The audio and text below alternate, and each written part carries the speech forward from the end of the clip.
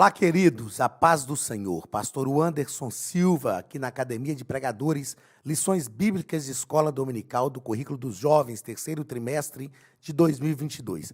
Como falamos na aula passada, hoje vamos estudar sobre o reino de Deus. O que é o reino? Qual a importância, a relevância do reino de Deus? Primeiro, para a nossa vida, depois para a igreja e também para o mundo como um todo. Você sabe como o reino de Deus realmente é executado, é executável, como ele trabalha e como nós trabalhamos para o reino de Deus? É justamente sobre isso que nós vamos tratar na lição de hoje, porque é importante para aqueles que conhecem a Cristo compreenderem bem a dinâmica do reino. Então venha conosco nessa lição de número 6. Lição de número 6, onde trataremos sobre o reino de Deus. Muito bem, lição de número 6, do dia 7 de agosto de 2022. O título é Quem segue a Cristo compreende o reino de Deus. Às vezes eu me faço uma pergunta. Será que realmente as pessoas que seguem a Cristo compreendem o reino de Deus? Isso é de fundamental importância. É extremamente relevante, porque a Bíblia nos diz que João Batista, Lucas escreve sobre isso no capítulo 1. João Batista apareceu no deserto da Judéia, vestido de pele de animais, comendo gafanhotos e mel silvestre, e ele pregava dizendo: arrependei-vos, porque é chegado o reino de Deus. Quando nós estudamos sobre o reino de Deus, nós aprendemos que o reino de Deus foi implantado desde que o mundo é mundo. Houve toda uma ação de Deus em Gênesis, em Êxodo, em Números, em Levítico, Deuteronômio, toda uma ação de Deus em todas as páginas do Antigo Testamento para implantar o reino de Deus.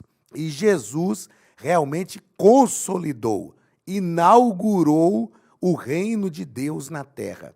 Então, como discípulos de Cristo, é extremamente relevante até para que nós sejamos realmente os discípulos que Cristo deseja de nós, é extremamente relevante que nós entendamos, compreendamos o reino de Deus. E nós vamos tratar disso na aula de hoje. O texto principal está em Romanos, capítulo 14, e versículo 17. Porque o reino de Deus não é comida nem bebida, mas justiça e paz e alegria no Espírito Santo. Já já a gente vai entender um pouco mais sobre isso aqui. O resumo da lição: a compreensão clara do que seja o reino de Deus é fundamental para todo aquele que deseja seguir a Jesus. Então vamos lá. Paulo disse que o reino de Deus não é, aqui a gente já sabe algumas coisas pelo texto principal, Romanos capítulo 14, versículo 17, nós conseguimos entender o que o reino de Deus não é. Ele não é comida nem bebida. Mas nós também conseguimos compreender o que ele é: justiça, paz e alegria no Espírito. A alegria no Espírito Santo.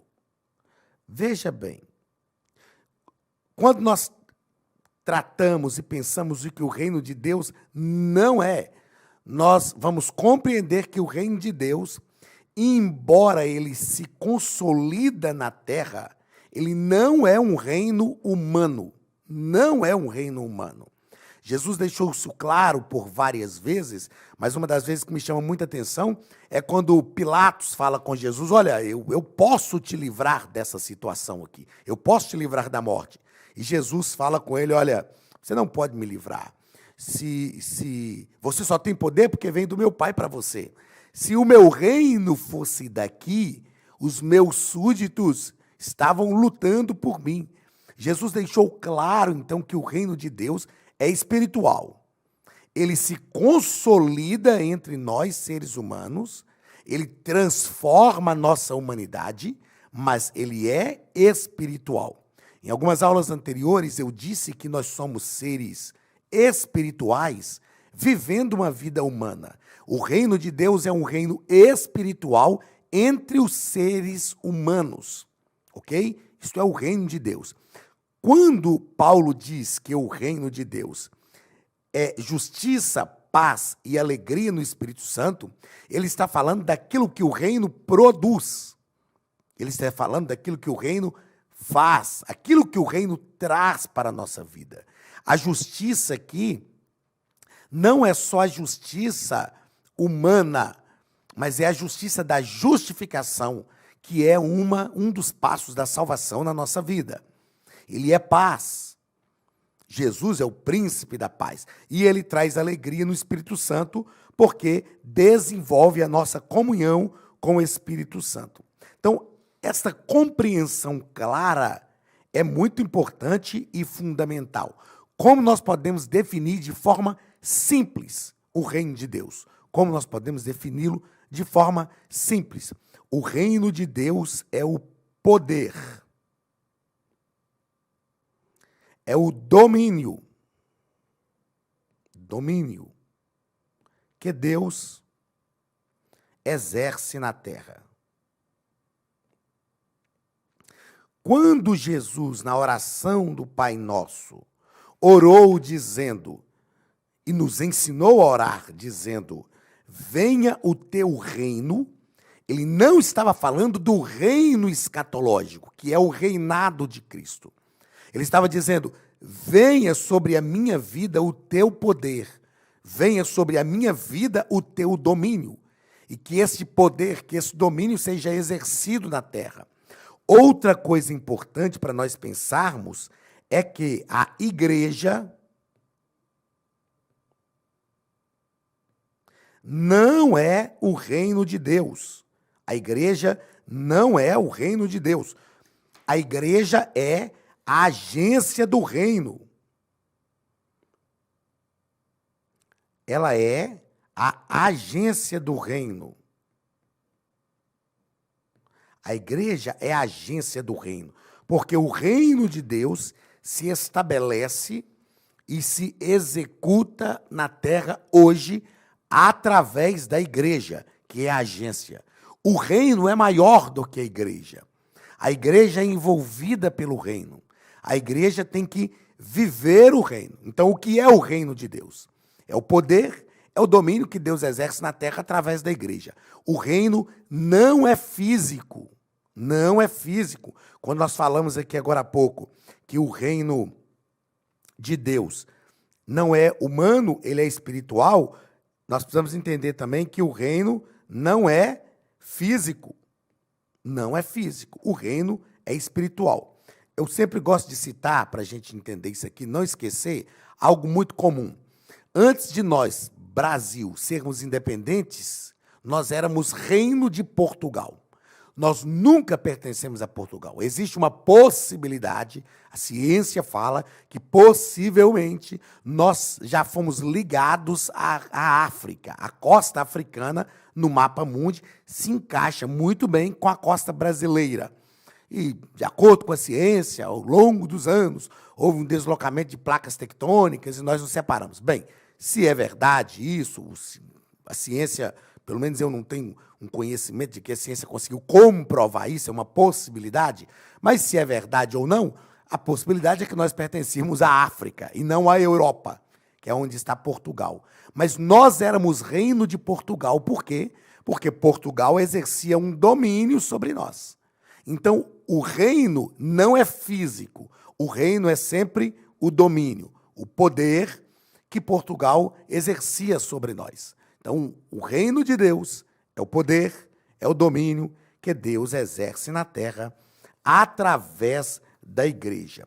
Olá, queridos alunos e alunas da Academia de Pregadores, que bom ter você conosco neste momento tão especial. Estamos aqui para apresentar a nova plataforma da Academia de Pregadores, que foi construída ao longo dos últimos meses com muito carinho, um grande investimento, para levar até você não somente um conteúdo de excelência, mas também tecnologia de ponta. Veja comigo. Os cursos estão organizados por trilhas na página principal. Aqui você encontra sugestões, lançamentos, temas específicos e outras categorias. No final da página tem uma trilha com todos os cursos. Após começar os seus estudos, a primeira trilha será Continuar assistindo, que mostra somente os cursos iniciados por você. Sobre a capa do curso, consta o número de aulas, a carga horária e um botão para adicionar os favoritos. Nesta seta, você pode expandir e ver um vídeo de introdução. Para fazer login, clique no avatar no canto superior direito e insira o seu e-mail e senha usados no cadastro. Caso tenha esquecido a senha, é só clicar neste link, preencher o e-mail cadastrado e a senha será enviada. No canto superior esquerdo fica o novo menu do portal. Ao abrir um curso pela primeira vez, você vê as informações do curso e do professor. E na lateral, ou logo abaixo se for no celular, está a lista de módulos e aulas. Algumas aulas iniciais podem ser grátis e qualquer pessoa que fizer um cadastro rápido pode assistir. Após se matricular, aqui você vê as aulas concluídas, aulas liberadas ou agendadas. Você pode adicionar os favoritos, dar uma nota ao curso e acompanhar o seu progresso. E se você sair do curso e retornar depois, o sistema vai abrir exatamente a última aula assistida. Se estiver no computador, use esta seta para ampliar a tela. Logo abaixo da videoaula você encontra os links para baixar anexos, como áudio e apostilas. E neste campo em branco, pode fazer as suas anotações enquanto assiste. Depois é só imprimir ou salvar. Quando terminar o curso, clique no botão Emitir meu certificado e ele será gerado automaticamente no mesmo instante e sem custo. Clicando no avatar, você tem acesso ao seu perfil e histórico de pagamento. Em Meus Cartões, pode adicionar um novo cartão de crédito para fazer o pagamento do seu plano. Se você já era nosso aluno e seu cartão não aparece aqui, adicione um cartão na nova plataforma. Então aproveite as novidades e clique em Assine Agora. Escolha um dos planos. Venha para a Academia de Pregadores, a maior escola bíblica online do Brasil.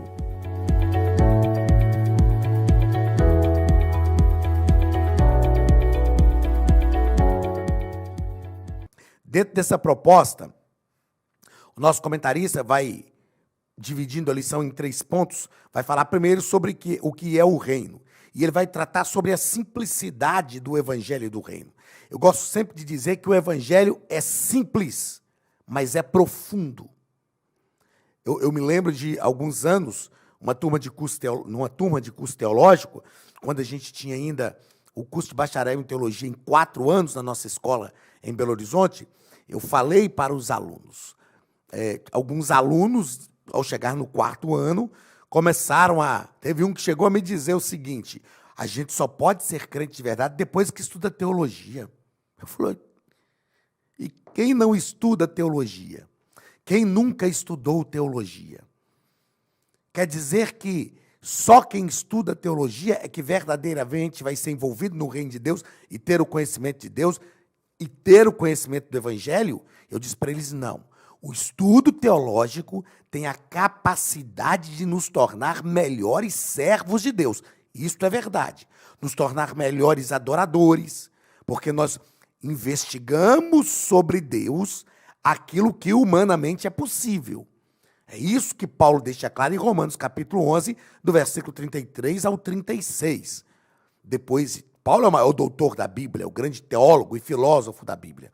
Depois de teologar, de filosofar, em Romanos, desde o capítulo 1, Paulo chega no capítulo 11, e a partir do versículo 33, ele diz, profundidade da riqueza, tanto do conhecimento quanto da sabedoria de Deus, quem conheceu a mente do Senhor, quem foi o seu conselheiro, quem primeiro deu a ele para que ele possa ser restituído. E ele vai falando e ele diz, porque dele, por ele e para ele. Olha, isso é adoração. Ele se rende em adoração, porque dele, por ele e para ele são todas as coisas, a ele, pois, a glória eternamente. Amém. Então, o estudo teológico nos torna melhores servos de Deus e melhores adoradores. Mas o evangelho é simples. Simples. Eu fui pastoreado por pastores na minha infância, lá no interior de Minas. Eu fui pastoreado por pastores que nem sabiam ler. Nem sabiam ler. Eles chegavam assim no culto, abriam a Bíblia, pegava lá uma pessoa que sabia ler, talvez um adolescente que sabia ler, e ele apontava o dedo e dizia assim, começa a ler a partir daqui. E a pessoa ia lendo, lendo, e ele ficava ali do lado, de repente ele falava, tá bom, obrigado. E começava a ministrar a palavra de Deus de forma muito envolvente, debaixo da graça, da unção e do poder de Deus. Porque o evangelho é simples, gente. O evangelho é o evangelho do cotidiano, é o evangelho do dia a dia, é o evangelho da nossa vida. Ele é profundo, porque ele produz intensas transformações na nossa vida. Eu acho que eu fui falando e não fiz a leitura do texto bíblico. Então deixa eu fazer, porque agora, por exemplo, na hora de falar do segundo ponto, eu vou precisar da leitura do texto bíblico, para a gente entender. Vamos lá. O texto bíblico está em Lucas capítulo 17, do versículo 20 ao 25. E interrogado pelos fariseus sobre quando havia de vir o reino de Deus, respondeu-lhes e disse, o reino de Deus não vem com aparência exterior, não é físico. Nem dirão, ei-lo aqui, ou ei-lo ali, porque eis que o reino de Deus está entre vós. Ou seja, nós já estamos vivendo o reino de Deus, já estamos envolvidos e precisamos ser direcionados pelo reino. E disse aos discípulos, dias virão em que desejareis ver um dos dias do Filho do Homem e não o vereis. E dir-vos-ão, ei-lo aqui ou ei-lo ali, não vades, nem os sigais, porque como o relâmpago ilumina desde uma extremidade inferior do céu até a outra extremidade, assim será também o Filho do Homem no seu dia. Mas primeiro convém que ele padeça muito e seja reprovado por esta geração. É claro que quando Jesus fala sobre o versículo 24, isso aqui é algo escatológico. Algo escatológico. E dentro dessa visão da escatologia, tem um teólogo que algumas coisas dele a gente precisa criticar, passar pelas três peneiras, mas é o Jürgen Moltmann. Jürgen Moltmann. O Moltmann, ele ensina que o reino de Deus é já e ainda não. O que ele quer dizer com esse já e ainda não? Ele fala o seguinte, o reino de Deus já está entre nós, mas ainda não. Ele já está porque já é uma verdade entre nós. Ainda não, e o meu ainda ficou todo esquisito aqui, ó. Eu vou fazer a questão de desmanchar, que tem hora que eu escrevo, depois tem que pedir revelação a Deus, para saber o que eu escrevi. Então pronto, eu desmanchei. Ainda não. Por que ainda não? Porque ele não está ainda na sua forma plena. E esta plenitude do reino vai acontecer, escatologicamente falando, no milênio. Quando Jesus estiver presente na terra, não mais como cordeiro, como ovelha muda, mas e nem como réu. Não estará mais como aquele que veio para padecer. Ele estará como aquele que veio para julgar. Apocalipse capítulo 19. João fala sobre isso. Ele julga e peleja com justiça. Então o reino de Deus já está entre nós. É o que Jesus falou. O reino de Deus está entre vós. Mas ele também é um reino escatológico. O texto deixa isso claro para a gente. O reino de Deus está entre vós, mas ele projeta também para uma plenitude futura. Então vamos lá. A miserável condição dos fariseus é o segundo parágrafo, e o terceiro parágrafo, o agora e o porvir do reino de Deus, que é justamente o que acabamos de falar. A miserável condição dos fariseus. Por quê? Os fariseus só viam o reino de Deus de forma humana, e eles pensavam que o reino de Deus era aquilo que eles verdadeiramente acreditavam e pregavam. Na verdade, o reino de Deus para eles era aparente, físico, era uma pseudo-santidade, uma aparência de santidade, e que eles faziam questão de defender e demonstrar. Aí Jesus mostra para eles, a condição de vocês é miserável. Vocês não entenderam e nem vivem o reino de Deus. O reino de Deus é agora e no porvir, já e ainda não. Como diz o Jürgen Moltmann, o reino de Deus já está entre nós, mas ainda não na sua forma plena. Segundo ponto, o que não é o reino de Deus. Já falamos algumas coisas aqui. Não é comida nem bebida. Não é físico. Não é a igreja. Ok? O que não é o reino de Deus. Não confunda o reino de Deus com as suas opiniões pessoais. Judas não entendeu isso aqui. Judas era revolucionário. E ele acreditou que, seguindo Jesus, ele conseguiria ver acontecer aquilo que era a sua ideologia, as suas aspirações pessoais. Mas o que acontece quando nós descobrimos que o reino de Deus não satisfaz muitas das nossas aspirações pessoais? Será que a gente faz como Judas? Trai o reino? O reino de Deus não deve sofrer, jamais torne imprescindível o que é supérfluo. Infelizmente, tem pessoas como os fariseus, acreditando que o reino de Deus é uma coisa, vivendo e tornando como imprescindível coisas que são supérfluas. Os fariseus, para eles, importante era lavar as mãos, era aquilo que comia, aquilo que não comia. Os fariseus estavam ligados a esse tipo de coisa exterior, física, aquilo que demonstrava uma aparente piedade. Ou seja, aquilo que era supérfluo, eles colocavam no lugar de prioridade. E aquilo que era prioritário, o amor, a compaixão, a misericórdia, eles não tinham. Então, o reino de Deus tem que ser vivido naquilo que é importante. E o que importa é o reino. O reino de Deus é importante. Muitas coisas compõem o reino de Deus, mas o reino de Deus é realmente importante. E o que é importante no reino de Deus? Uma mudança interior, um posicionamento pessoal. E a partir disso, o reino de Deus começa a se exteriorizar através da nossa vida. O terceiro ponto, vivendo o reino, os superapóstolos e o império da morte.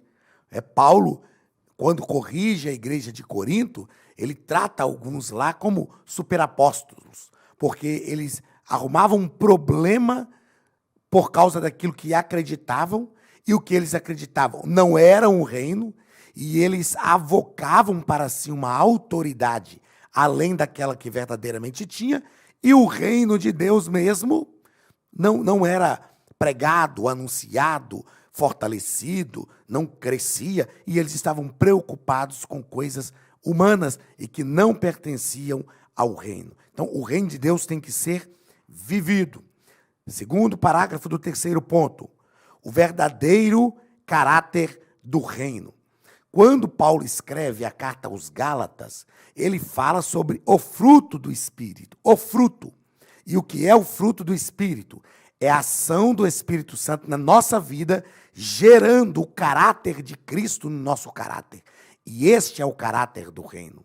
Este é o caráter do reino. Qual é a roupagem do caráter do reino? O amor. O amor. E a partir do amor, todas as demais coisas que pertencem ao reino de Deus acontecem. E o último ponto, o poder do reino.